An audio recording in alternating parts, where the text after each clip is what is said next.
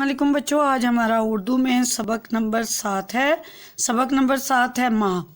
ماں ساتھ ہے تو سایہ قربت بھی ساتھ ہے۔ سایہ قربت مطلب آپ کا جو ساتھ دینے والا ہے، اس کا سایہ آپ کا ہر وقت آپ کے سائے کی طرح آپ کا ساتھ دینے والا۔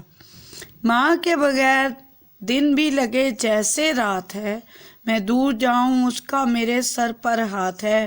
میرے لیے تو ماں ہی میری کائنات ہے۔ کائنات ہوتی ہے پوری دنیا، پوری یہ جو دنیا ہے اس کو کائنات کہتے ہیں۔ دامن میں ماں کے صرف وفاؤں کے پھول ہیں۔